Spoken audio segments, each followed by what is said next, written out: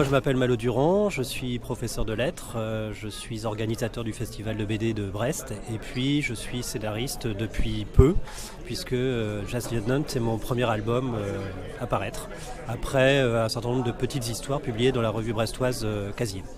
Et je suis Erwan Lebot, donc je suis dessinateur de Brest également.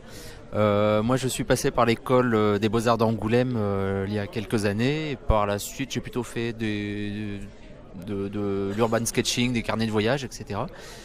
Et j'ai participé également à l'aventure Casier avec Malo, donc il y a un collectif d'auteurs brestois qui travaille sur une revue annuelle. Et on a notamment déjà abordé le contexte de l'album dans une histoire courte de 10 pages. Donc là c'est notre premier album, une longue réalisation du coup.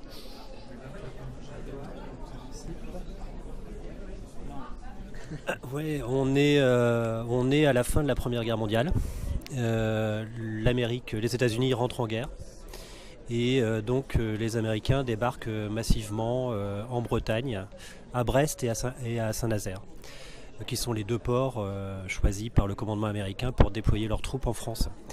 Et dans ce contexte, il y a un régiment, le 369, enfin, il ne s'appelle pas encore le 369e, c'est le 15e régiment de la garde nationale de New York, qui débarque à Brest. Et c'est un régiment entièrement composé de soldats noirs.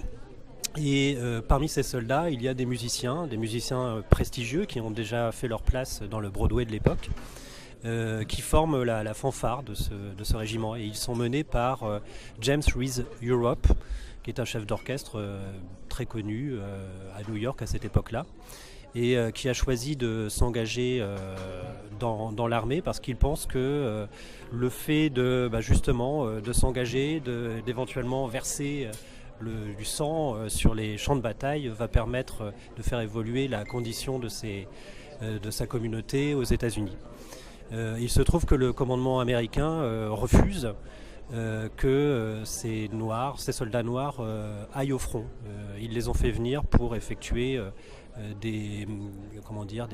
la basse besogne, des travaux notamment sur la base de Saint-Nazaire qui se déploie petit à petit. Et donc voilà, je ne vais pas aller trop loin dans la présentation de l'histoire, mais le point de départ c'est ça. On peut juste peut-être parler du fait que nous sommes brestois et donc c'est une ville qui a qui est le port d'arrivée de toutes ces troupes américaines à partir de la fin de l'année 1917. Donc il y a eu un camp américain, un camp de transit qui accueillait les soldats avant leur départ au front, qui a accueilli des milliers de soldats à tel point que il y avait presque à cette époque plus d'Américains que de Brestois, quoi. Donc James Reese Europe, entre autres, et a posé le pied sur les quais de Brest et la légende dit, enfin que c'est plus une légende, c'est qu'ils ont joué la Marseillaise dans un rythme jazz, ragtime, et devant des Brestois médusés qui ont mis quelque temps à reconnaître le morceau. Et donc voilà, ça a été le premier concert de jazz de l'orchestre, avant une tournée après dans différentes villes de France.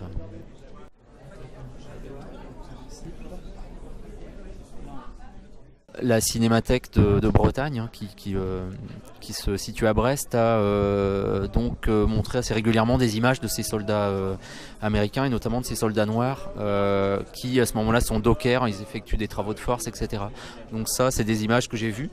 Et il y a notamment une image assez frappante, qui résume assez bien l'album. C'est l'image d'un groupe de soldats en train de piocher.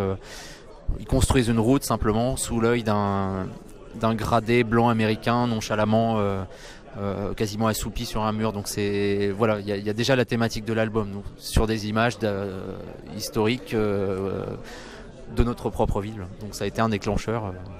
Ouais, donc c'est Erwan qui m'a fait découvrir cette histoire et cet homme qui a une trajectoire absolument extraordinaire et méconnue. Et donc on s'est dit tous les deux qu'il fallait absolument la raconter.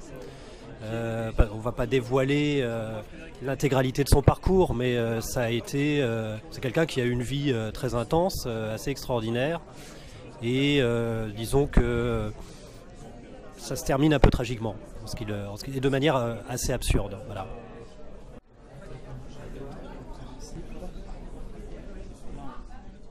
Alors, moi, je suis un petit peu influencé par tous les dessinateurs réalistes et j'ai récemment découvert beaucoup de dessinateurs de comics américains. Donc voilà, moi j'ai vraiment eu cette influence-là.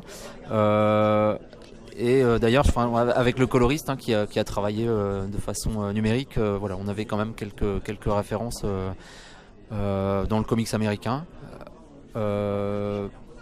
Et puis voilà, moi je venais du croquis, donc je voulais quand même retrouver un trait BD, quoi. Le croquis était peut-être un trait beaucoup plus jeté sur le motif, sur le vif, quoi.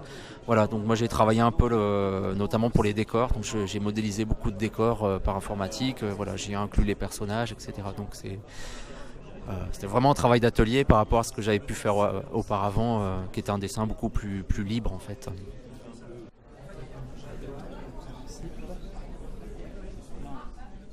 Alors il y a des envies de scénario qu'on a évoquées tous les deux, on va prendre le temps de le faire. On a chacun aussi quelques projets respectifs auparavant.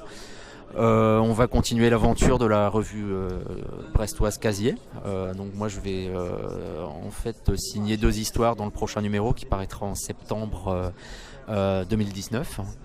Et justement dans le collectif d'auteurs, j'ai un scénario en fait qui m'attend déjà avec un autre scénariste brestois qui se passe au début du siècle. Donc ce sera une histoire d'aventure avec un mélange un petit peu d'Indiana Jones sur les bords. Ouais, donc effectivement, l'actualité du moment, c'est le 4e numéro de Casier qui paraîtra en septembre prochain, parce que c'est une revue à publication annuelle. Moi aussi, j'aurai 2 histoires dans la prochaine revue, notamment une avec Pierre Malma qui va sortir son premier album l'année prochaine, avec Arnaud Le Gouet-Fleck, auteur brestois bien connu. Ça s'appellera Mystère et Boule de Gomme, et à vrai dire je ne sais plus exactement quel sera l'éditeur, il me semble que c'est Delcourt. Mais donc toujours est-il que tous les deux on a participé à l'aventure Casier depuis le début. On avait fait une première histoire ensemble qui mettait en scène un personnage que l'on va reprendre dans le 4e numéro. Ce sera un nouvel épisode de sa vie. Voilà. Et puis sinon il y a des projets disons au long cours qui commencent à émerger pour faire suite à Jazz Young Hunt.